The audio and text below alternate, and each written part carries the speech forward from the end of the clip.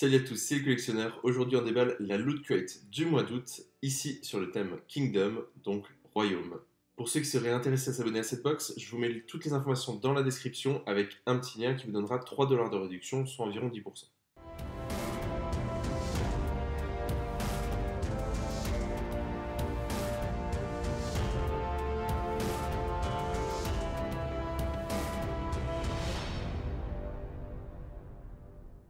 On commence comme d'habitude avec le pins de la box. Ici, un pins avec un bouclier, donc c'est un pins personnalisé à l'image de Loot Crate, puisqu'on retrouve le logo en bas à droite.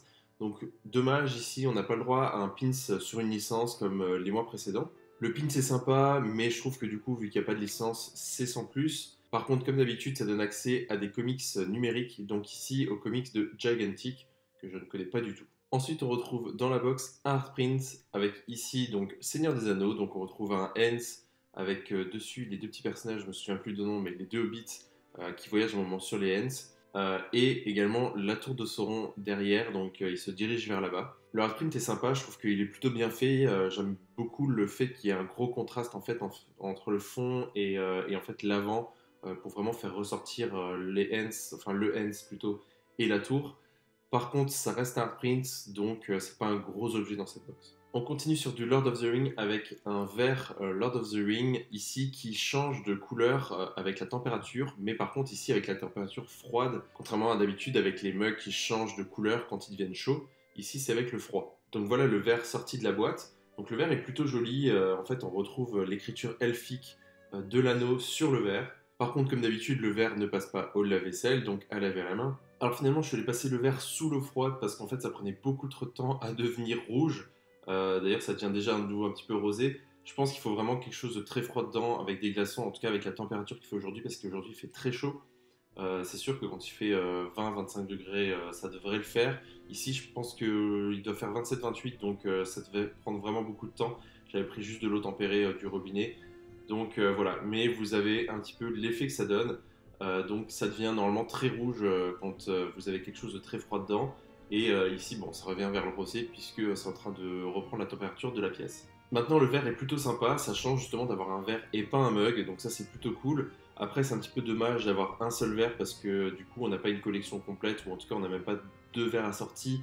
On n'a vraiment qu'un seul. Donc avoir un seul verre à chaque fois, c'est un petit peu dommage. C'est pas comme les mugs où on les utilise vraiment disons de façon personnelle où chacun a son propre mug. Mais voilà, le verre est quand même sympa. La couleur un petit peu dorée fait peut-être un petit peu penser à l'anneau d'ailleurs, avec l'écriture dessus. Donc un bon verre quand même, je trouve ça plutôt sympa comme objet. Comme d'habitude ensuite dans la box, on a le droit à un t-shirt et ici un t-shirt sur la licence Zelda. Donc on retrouve Link tel qu'il était dans le vieux Zelda, dans le vieux jeu sur NES, donc tout pixelisé. Par contre, en fait, ici, il a été produit, disons, enfin les pixels en fait sont représentés par des éléments du jeu sur NES justement. Donc je vais vous montrer ça de plus près. Donc là, vous voyez que en fait, il s'agit des arbres et des différentes structures qu'on retrouve dans le jeu sur NES. Donc c'est plutôt sympa. C'est vraiment, ça fait un petit peu à la fois jeu old school et en même temps un beau t-shirt Zelda. Donc là, pour moi, un très bon point. C'est très original. J'aime beaucoup ce t-shirt. Et on termine avec le dernier objet de cette box. Il s'agit en fait d'une figurine sur l'univers Adventure Time. Alors j'avais vu qu'il y avait cette licence dans la boîte. Mais je me faisais pas trop d'espoir parce qu'en général, justement, on n'a vraiment pas de figurine Adventure Time. Il y a des petits objets ou des petits goodies ou des trucs comme ça. Mais vraiment, on n'a jamais de figurine Adventure Time. Et ça, c'est un petit peu dommage parce que c'est une licence que j'adore. Donc vraiment, ici, je m'attendais pas du tout à recevoir une figurine Adventure Time. Donc j'étais très content. Et donc voilà la figurine avec le Ice King, donc le roi des glaces, sur son trône. Donc pour ceux qui ne connaissent pas, il s'agit d'un roi qui est un peu rejeté par tout le monde. Donc qui est roi des glaces, qui a des pouvoirs de glace, etc.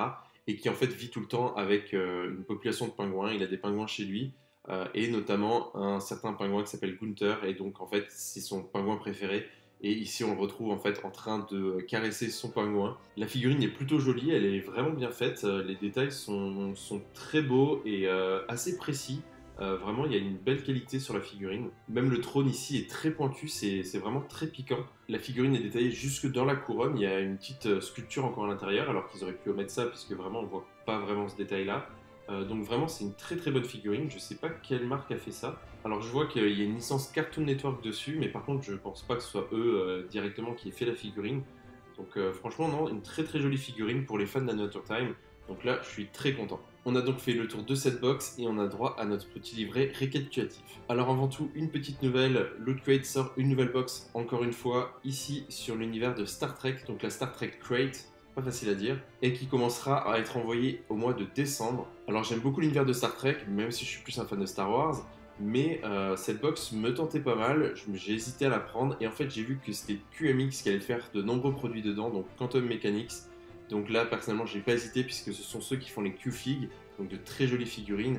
Et également, je sais que dans la Cargo Crate, donc une box dédiée à l'univers de Firefly, ils avaient notamment, par exemple, donné un vaisseau du Serenity dans la box. Donc dans cette box, j'espère recevoir une figurine de l'Enterprise. Je sais, j'avais vu des prototypes de Quantum Mechanics qui travaillent sur un prototype du Enterprise, donc peut-être que ça sera pour la box. En tout cas, j'ai vraiment hâte de voir ce qu'ils nous préparent. Et par contre, c'est une box haut de moi, donc c'est une box qui coûte 50$.